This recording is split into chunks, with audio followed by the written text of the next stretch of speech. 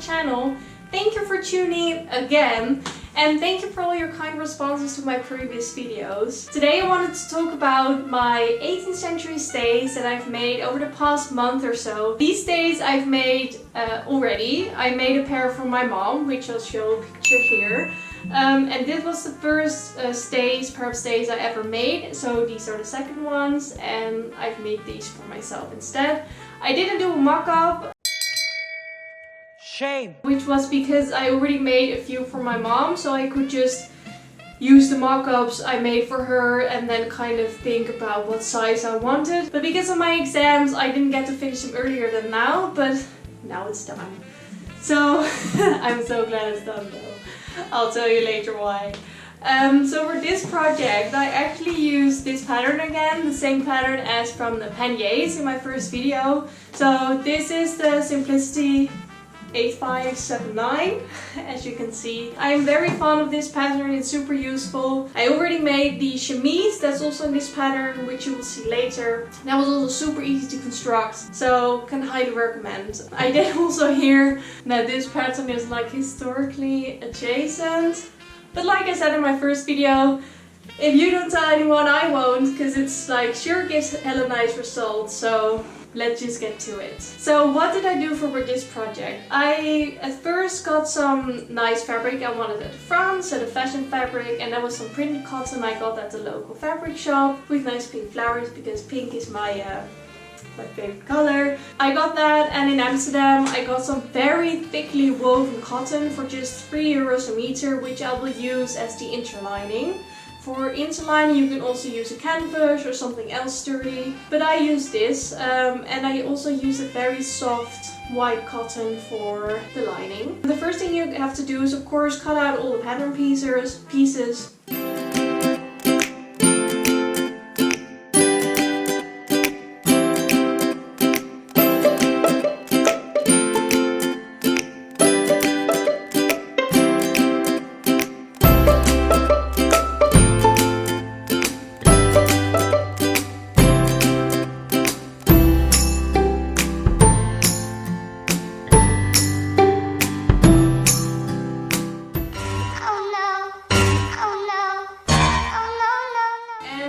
To assemble it all into one big sandwich, but not the lining yet, just the interlining and the fashion fabric. And after you've done this, you can trace the lines of the boning channels, and when you've done this you can sew these. I can tell you a small tip that if you have not made boning channels before, but the first time I did it with white thread and a blue fabric, and this time I did it with like a white-ish fabric and white thread, and I can really recommend that because if you go a little bit wonky just by accident, you don't see it so much.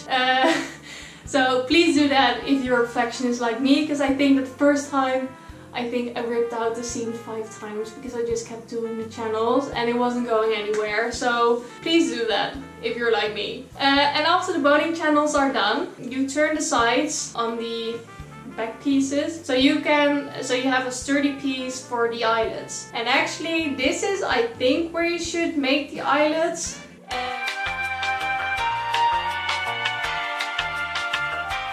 And I didn't do that until the very last step, but I don't think that's a problem. But if you want to follow the pattern, like I always like to do, that's what you do now. And you can do it with different methods. You can use an owl or a priem, like we say in Dutch. And this is actually the best for your fabric to do because you push the fibers away and you don't break the fibers. What I did the first time is that I got a hole puncher. That didn't really work because the fabric was too thick. So this time he gifted me hole puncher, but like this small thing which you hammer down. I'll show you how that looks. And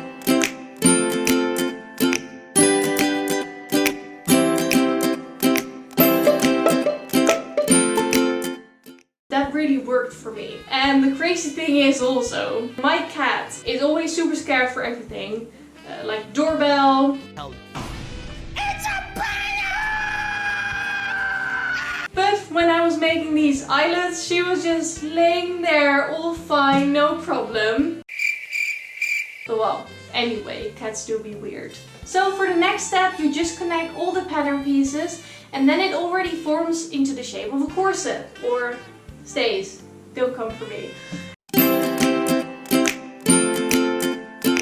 I found it really rewarding this fast in the process. And actually you already start preparing the lining at this point, because you already have the same pattern pieces in the same shape, and then you just sew them together as well and you already have a lining.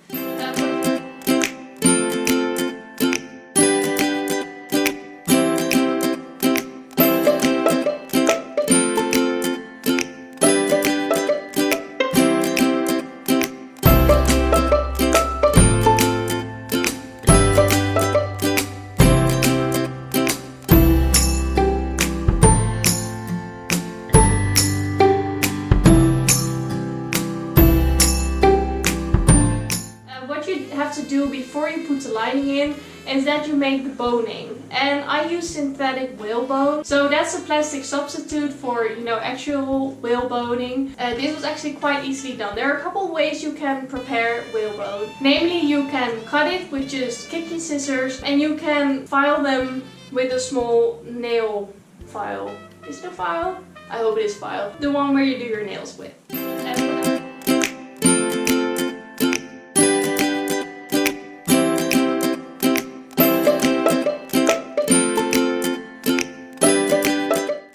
And what I did is that my dad has a big workshop downstairs, so I used a machine of his, so it went a bit quicker, but the other method is fine as well, and the results are the same. And after you've done that, you can put them all into the boning cases, and what I did is that I machine stitched around the whole thing so the boning wouldn't be sticking out. And this sounds pretty easy, right? And now the hard part begins. We're going to start on the binding.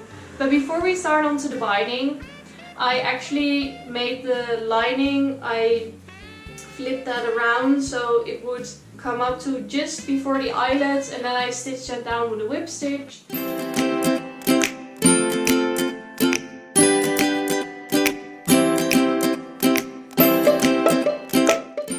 And then I went to the binding. And the binding on the top is actually quite easy, because you have the right side of the fabric and you put the wrong side of the binding in here, you stitch it and you flip the binding over. Quite easy, right? Because then you just have a whip stitch and you whip stitch it closed and you tack it down and it's done. But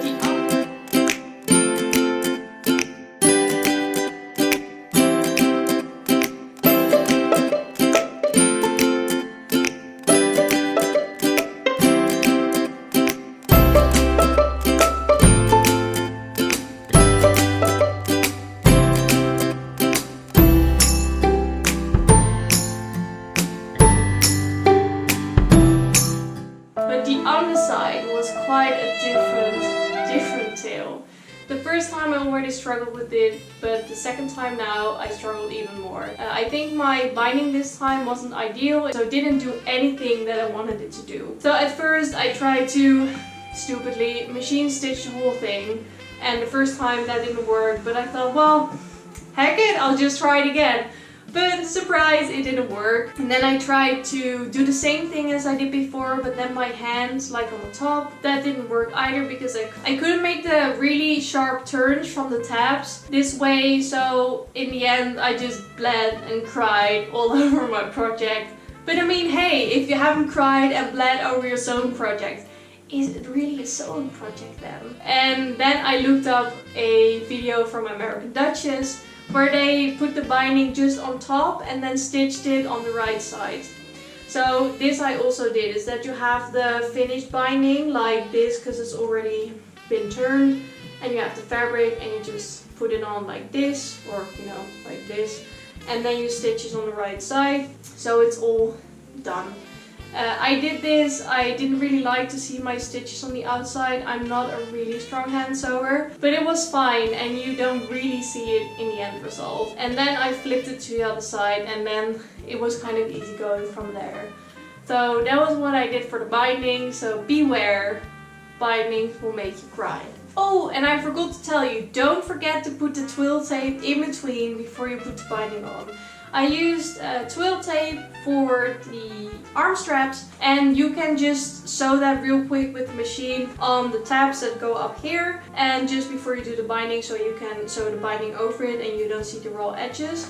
That was a step I forgot to tell you. And last but not least, you have to make little straps, and I did this by having my binding was bias tape, by double folding my bias tape and then hand sew it to the back. So when I would make the cross on my back with the arm straps, that they would kind of stay in place and that they wouldn't go up here, so you can see them under my robe à la Francaise.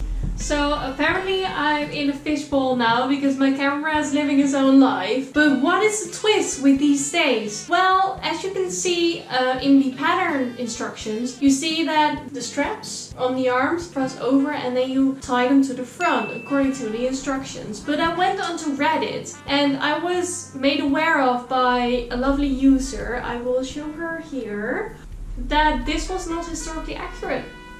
And I had wondered about this because it didn't really work with my mom's corset. It just made it a little bit strange. It was very hard to adjust it. And then this lovely lady even sent me or showed me a picture of some extant stays that had a different closure, which was historically accurate. And that's where you have two hooks and you have eye holes on the twill tape, which you can just like pull to the front. And that was actually just super easy to do and adjust. It was much more handy. And actually, if you look at the pattern on the front, the stays that Abby Cox is wearing from the time she used to work at American Duchess, you can see if you look very closely that these are also closed with hooks and eyes. That's what I did different. So I hope you can take this knowledge and maybe make these stays a little bit less semi-historically accurate to like a 90% historically accurate stays. Ta-da! You're finished!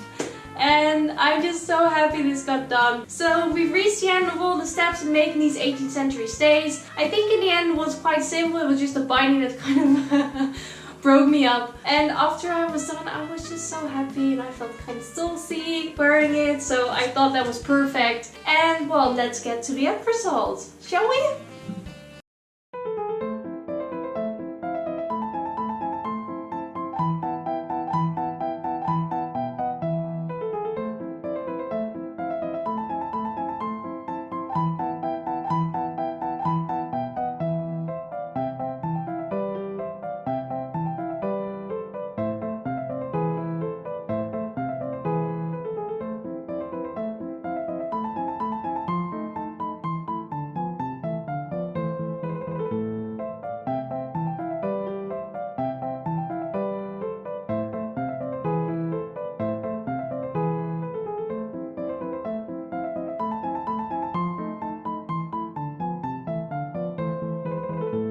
And now we've reached the end of the video. Thank you for watching and I really hope you liked it. If you did, please give me a like, comment or subscribe.